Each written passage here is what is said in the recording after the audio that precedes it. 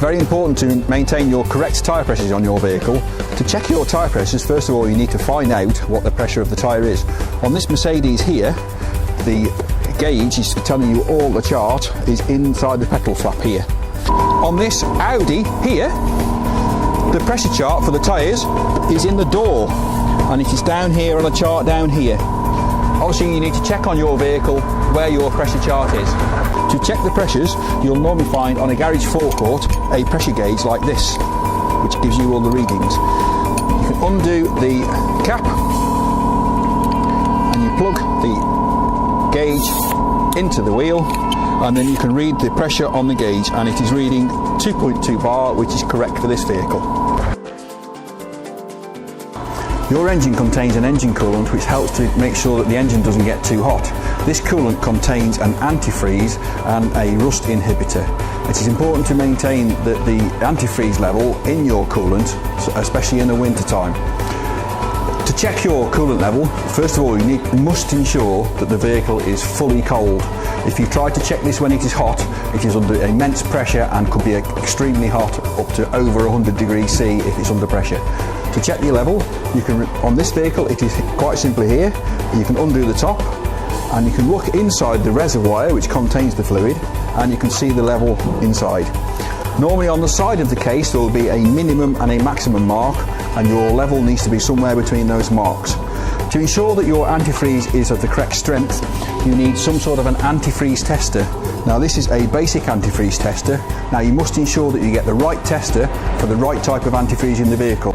You suck up the fluid out of the reservoir, and then inside there will be little balls that float, and on this we can see that we've got 3 of them floating, and we'll give you a reading on the side of how cold the vehicle will go.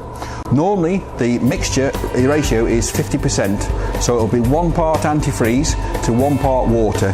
When you top it up, you can top it up with sort of ordinary tap water, but you must be aware that if you've got a leak and you keep topping it up, the antifreeze level is going to start to get less, and also the corrosion inhibitor, which is also in there, is going to get less. So before we start getting the really cold weather, get your antifreeze checked by your local garage. During the winter time, there is a lot of grime on the roads, and your window is guaranteed to going to get dirty, so ensure to make sure you've got good washer levels and your tank is full of washer fluid. On this vehicle it's quite simply, it's just here, and you can quite easily check the level by taking the lid off and looking inside and topping up.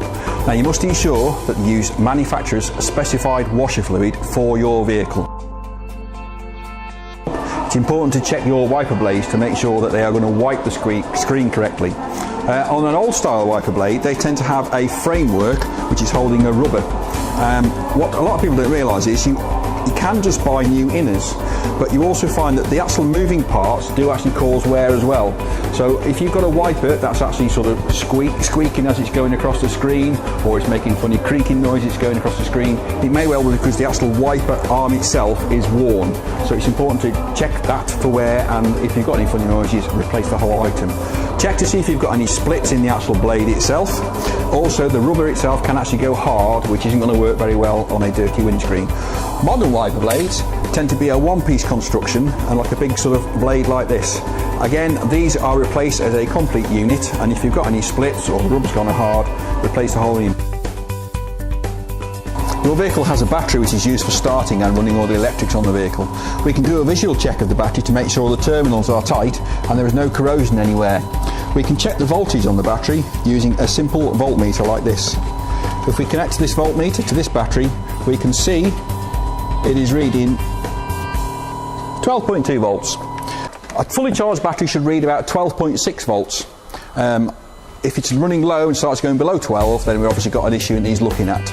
If we start the vehicle, my colleague will do so now, and again using the voltmeter we can check the voltage reading,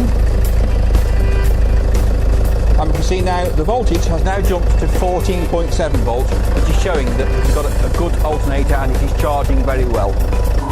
This is a quick indication to see what sort of condition your battery is in, but it does not actually dictate whether the battery has got a good amperage test. If find you're in the morning, it's difficult to start your car, it feels a bit sluggish and slow, then it's probably best to go to a battery specialist to get your battery having a drop test on it to see what condition the battery is in. This is something that uses more specialised equipment. This is a very simple thing to check, and obviously it's just a case of checking that all your lights are working.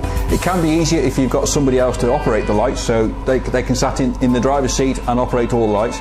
Also, this time of year, check your fog lights.